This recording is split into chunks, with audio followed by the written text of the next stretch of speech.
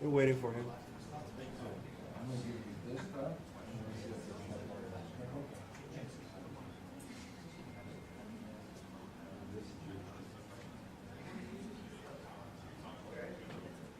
I think we'll need one of those. I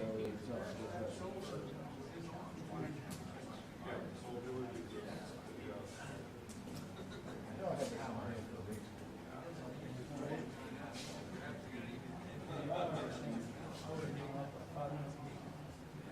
We got time.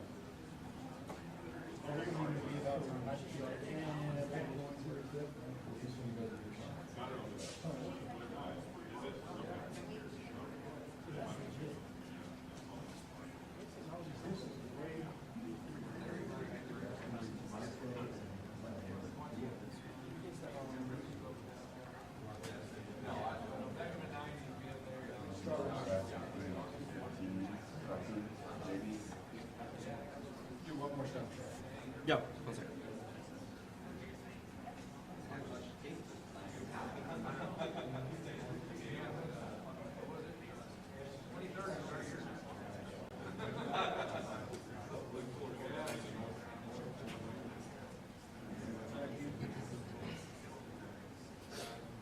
My check, 1, 2, 3, 2, 1. My check, 1, 2, 3, 2, 1. My check, all good. My check, 1, 2, 3, 2, 1. My check, 1, 2, 3, 2, 1. My check, 1, 2, 3, 2, 1. My check.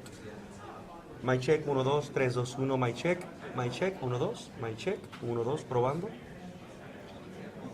I never done so many mic checks in my life, but that's okay. I'm trying to do my best here, you guys. Oh, you're so fine. We want to make this the best possible. My check, 1, 2.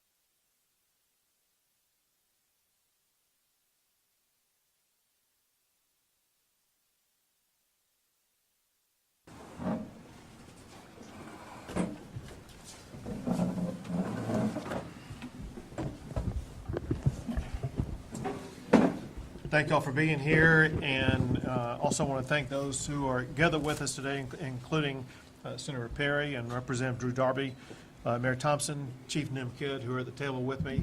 I want to thank the leaders behind me who've been working tirelessly over the past 2 or 3 weeks or so to help respond. We got a large number of first responders over here, first responders who have stepped up and literally saved lives of so many people across this entire region.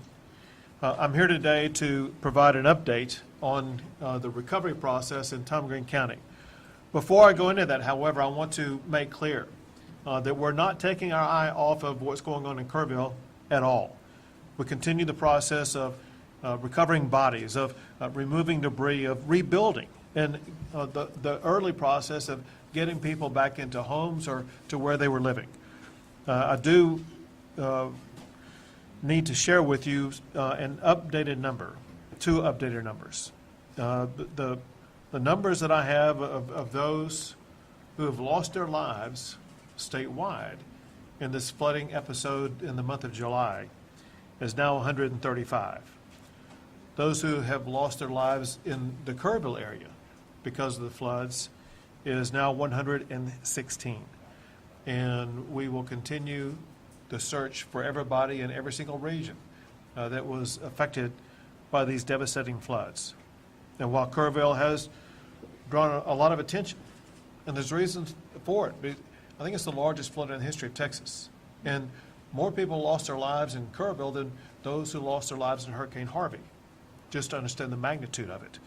But during all of that, we have been focused on what was going on in Tom Green County. And we began working with Tom Green County since at least the day before the storms hit, beginning on July the 3rd. On July the 3rd, the state deployed Texas Task Force 1 boat crews to be here and be available in the event they were needed. And it turned out they were needed. We also deployed other resources and assets to make sure that there would be the ability to respond, including a boat crew that was sent to Brady on July the 3rd, the day before the flooding took place. I issued a state disaster declaration for Tom Green County on July the 4th and requested a federal disaster declaration for Tom Green County on July the 10th. And it was granted the next day. Now, in Tom Green County, we are working with officials and working with the community to go through the many stages of the recovery process.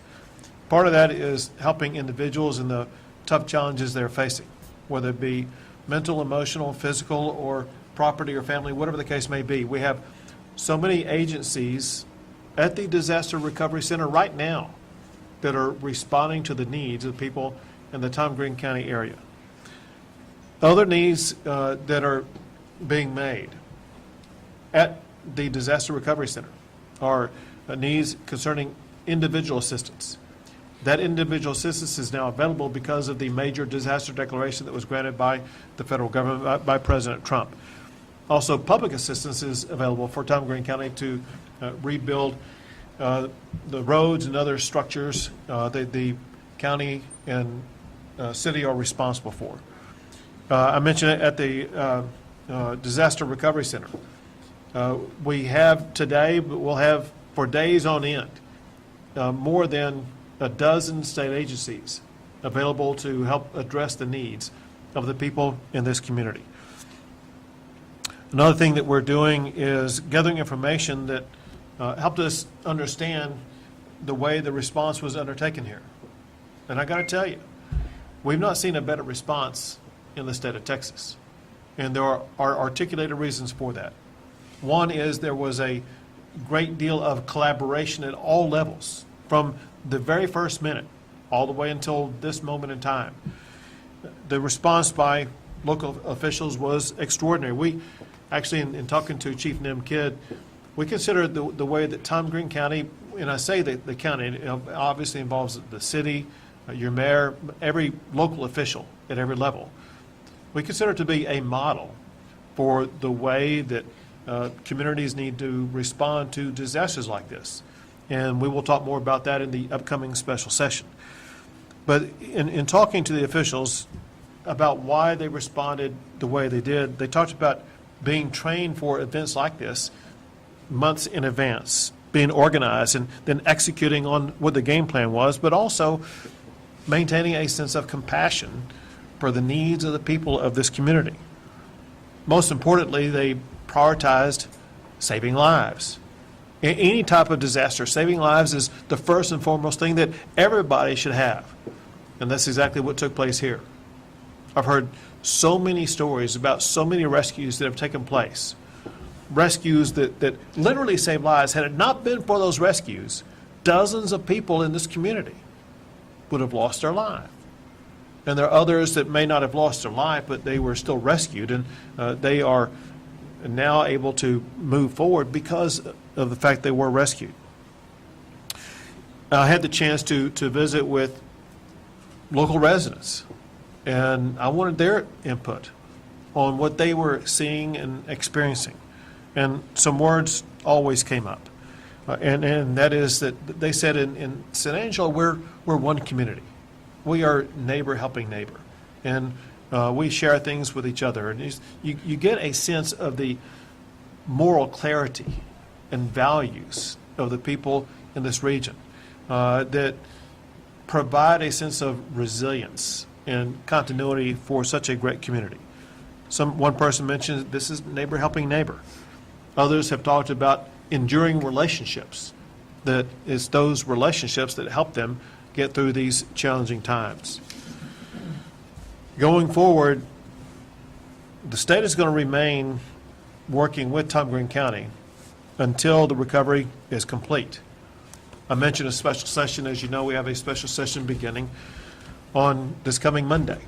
And we have two leaders with us right now that will be very involved in that special session on ensuring that not just Tom Green County, but that every county across the state is going to be evaluated, and we're going to look for strategies that we can pass laws on that will make preparation for these types of events better, make response to these types of events better, to make sure that we leave this disaster in a way that puts Texas in a better position going forward than we were before this devastating storm hit our state. I know that one thing that I also hear about that I want to just mention real quick, now that the storm has passed, the needs for housing have surfaced. And we are working at the Disaster Recovery Center on addressing those housing needs. In the meeting that we were at before coming out here, we talked about the pressing need to address housing. So it's one thing that's going to be happening at the DRC here in San Angelo. It's another thing that we will talk about in the course of the special session that's upcoming. We want to make sure that as we go into and come out of that special session, we are striving to address every need of everybody in Tom Green County before that session is over. And now, with that set up, I'm going to toss it to a senator who's going to be very involved in that special session, Senator Perry. Thank you, Governor, and can't say enough that you came here, and it shows that Tom Green and people in it matter. And it's not true just for Tom Green, that's true for every Texan, and I appreciate your leadership. As the Governor said, I don't know that the folks of Tom Green County can appreciate what was done, that had it not been for them, there would have been more lives lost. And so we're going to start the process this session, this special session. We didn't see this coming on your first call. Unfortunately, God and Mother Nature kind of had a different path, I think, for some of this. But I am confident that we will have a few hearings and figure out where we're at, what can we do better to prevent, what can we do better for mitigation, and that people will leave there hopefully informed, educated, but most importantly, hope. You know, that's the one thing that we can't do as a legislature is put hope in the hearts of the folks that have been impacted at the most deepest levels. But the guy that created the heart can. And I just hope that for those that have that certainty, that I'm thankful for that. For those that don't, I hope they run to that creator and not from that creator in these times that we face across the state. I have all the confidence in the world. The state is big enough, to what the governor just said, that not one single person will be left behind when it comes to what they need addressed, and we'll find a way to do it. I wish I had all those answers today, Governor. We could save some special session time. But I trust my 181 colleagues in the House and the Senate. They're engaged.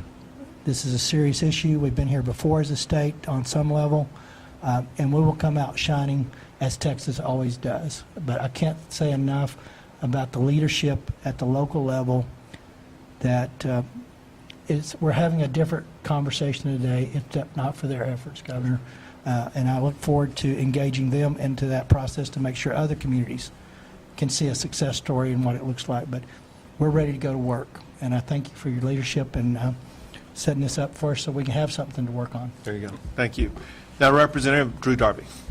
Thank you, Governor. And again, on behalf of our community, welcome to San Angelo and to the Concho Valley. Your presence here demonstrates the focus of your office and of the state organizations to help this community and this region out in this important time. And your presence is valued, and we want to publicly show you our appreciation for that. NIM Chief Kidd, with Texas Division of Emergency Management, thank you. You have been a presence here often, and that presence is very valued. Sean Baxter, your group that are here with us today are very important. The governor mentioned 12 state agencies. I bet there's a lot more state agencies are involved in the recovery here in this region.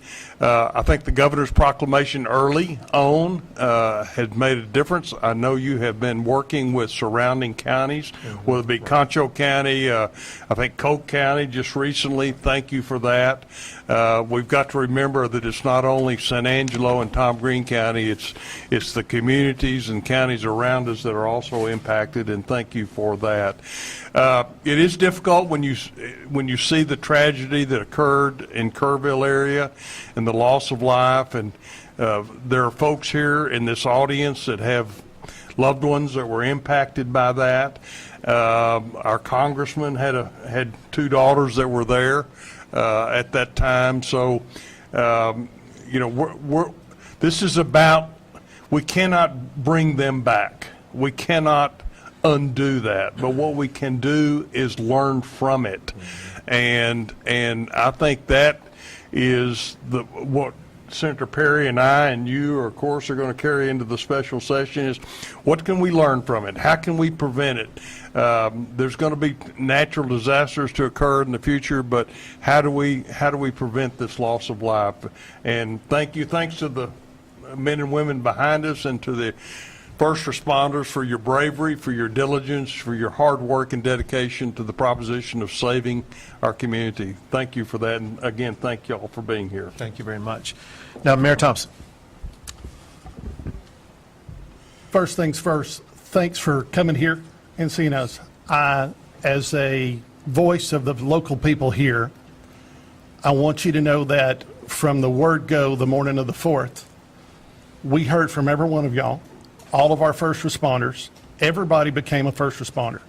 But what was very impressive along this pattern and path was the communication downhill that said, don't let government get in your way. If you need help, let us know, and whatever you need, just ask. That rolled forward for 7-10 straight days. City, municipal, state, federal people all came lockstep together to create a response where nobody was in the way. There were no egos in the room. It was, we'll do what we need to do to get it done. We developed many private-public partnerships, especially with our nonprofits, to let them manage and execute in areas that they have expertise that maybe city, state, municipal government do not, as far as housing, volunteer management, resource control. And they did an impeccable, outstanding job. Our reaction and response was great. Our recovery is going to be how we're going to be judged. And with the flow of assets coming from, say, Kerrville, this area up here, we have the opportunity to move our recovery from months to weeks. Right. And with y'all's help and the conversations we just had, I've never been as, I would say, as excited or more confident that Not only is that our goal and ideal, it's also y'all's too. It's all comes down from state level. Make this happen. Take care of your citizens. We're going to help you with housing. We're going to try to help you navigate a path. Most important thing that everybody said in there was there's lots of things that we need to figure out what those are. Senator Perry, you said let's not have false expectations on what's going to happen, but we're going to execute and try to get everything out to everybody we can as soon as we can. Thank you very much. Thank you very much. Now, Chief Nimkid. Thank you, Governor, and I just want to tell the working media out there, thank you for being here with us and getting this message out, because the first responders of this community absolutely saved lives.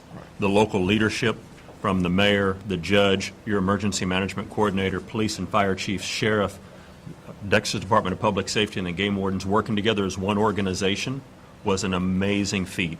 If the rest of the state worked like that, I would probably be out of a job. The work that was done here locally is second to none. Then I've got to thank all the volunteers that are out there. We went through houses today where Samaritan's Purse and other volunteers were out there cleaning out the houses, putting the debris in the piles that it needs to be. Very few communities in this state have pre-positioned debris contracts. This one does. They're taking it seriously. Y'all are in good hands. Disasters are going to happen, but leadership like this at the local level will make that recovery so much faster. The volunteers that are out there working right now, if you see one on the street, stop and thank them. They're here for the goodness of good and the hearts and their kindness, and they will help you recover faster than any level of government ever will. So take care of your volunteers that are out here. Glad to be here with you, Governor. Thank you very much. I want to double down on what Chief Kidd said about the volunteers. I had the opportunity to meet with many of them today, but know all that they are doing. And some of them are volunteers with organizations that existed long before this, and some are just volunteering on their own right now. And what these volunteers are doing, both here in this county as well as Kerr County and counties in between, are changing the face of Texas.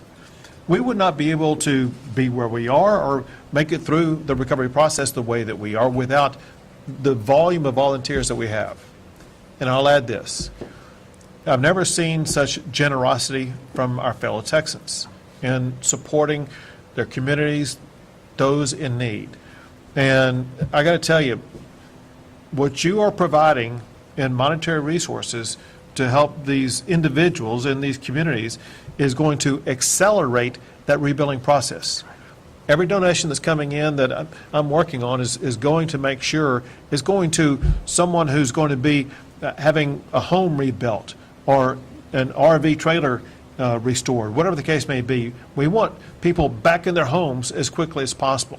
And one thing that accelerates that process are the very generous donations that are coming from our fellow Texans. And with that, we'll take a few questions. Governor Abbott, God bless you first of all, and all of the folks that have labored to support the people of Texas here. What can we do now concerning an early warning system? I heard some of that mentioned in Kerrville, now here in San Angelo. Is there a plan in place for Texas to have an early warning system in case of flooding, tornadoes, etc.? So, I mean, there's several things that need to be answered to that, several responses to that. One is that, in some places there are early warning systems, in some places there are not. And what we need to do, and what we are going to do in the session, is evaluate early warning systems. But we have to evaluate it, I think, through this lens. And that is that what may be needed in the Guadalupe River area could be completely different than what is needed in Tom Green County. And we need to be working with leaders and members of local communities to learn from them what is going to be best for them. I'm going to give you a very easy example. And that is, as a person who's been in Hunt, Texas, which was ground zero of where the Guadalupe River flooding took place, there is virtually no cell phone availability at any time. Cell phone warnings would have, I think they were triggered, but they largely would have been irrelevant because of the inability for people to communicate. So I'm going to add to the menu. We have to work on improving communication levels in all of these different regions. Improving communications will be a part of early warnings that we need to address. That said, I know that this senator and this representative are keenly focused on early warning systems, and we'll get something passed on it. Governor, Sean Humphrey, Fox West, Texas, thank you for being here. Over the past few weeks, since these floods started, we've seen farmers, ranchers, rural Texans really having to handle a lot of work on their own. We've talked about the volunteer help for some of those families, including one we spoke with yesterday. Volunteers got there for the first time, even up to yesterday. So as you look forward and go into the special session, how can we look toward, just making sure even in those rural communities, those small places like Concho County, people are getting the help they need? So every person in every county affected by these storms is a priority, large and small. And so we'll be going county to county. I talked about the people who are available right here, right now, in this disaster recovery center. Those same agencies are available in every single county that is affected. We will use those agencies and more, working in collaboration both with federal and local agencies to make sure that the needs of every Texan is going to be addressed. You mentioned agriculture, and there are agricultural agencies in Texas as well as the federal government that will work to address the needs of the farmers and ranchers across our state that grow the food and provide the products that feed the nation. Yeah, go ahead. I had put it out on Facebook in Texas Department of Agriculture. I can't give you that link right off the top of my head, but go there, and there's about 3 or 4 different categories of disaster relief. I'll give you one that was very pertinent and relevant, was fence building. This is a privately funded bucket of money that Texas Department of Agriculture is responsible for delegating or dispersing it.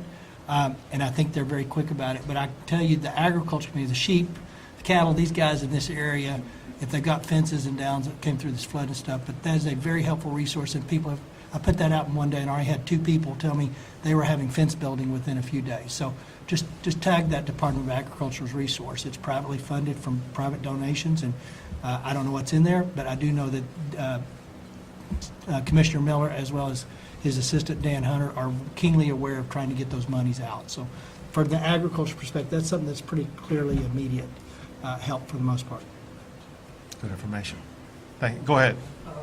What would the housing assistance possibly look like, and would it help people get out of these possible floodplains? So the guy who knows most about that is Chief Nim Kidd. I'll have him address it. So thank you. Yeah, easy there, Mayor. So, yeah, we've talked about some of the flooded houses that were here and whether they were or were not in a recognized or identified 100-year floodplain. The things that you're going to see in the rebuilding process is people whose homes that have already been cleaned out, that are clear to re-permit or get back in there. That's going to happen relatively quick. There's also been several volunteers and people across the community that have offered apartment complexes and others to get people out of hotels into something a little more suitable and sustainable until their homes are rebuilt. Now, there are federal programs that do get turned on in some disasters. We have not seen all of those longer-term recovery projects programs turned on yet, but we'll continue to work with the federal government once we see the housing inventory needs to make sure that those needs are addressed as soon as possible. Once the federal declaration was declared, how is the Small Business Administration working with businesses that were affected by the flood? We'll have Nim fully answer that. I'll just tell you that at the DRC in San Angelo, SBA is right there. And there was no one in line. I said, you need a longer line here because people need to start signing up. But go ahead. And a great question. Remember, the Small Business Administration, while it sounds like they're for small businesses, they also do home loans as well. So if you need a loan to get your home rebuilt or repaired, please go check out the assets and resources at the SBA. Listen, thank y'all very much. Thank you for getting the word out. But a big thank you to all these first responders, to these leaders behind me, those getting the real results done. Thank y'all very much.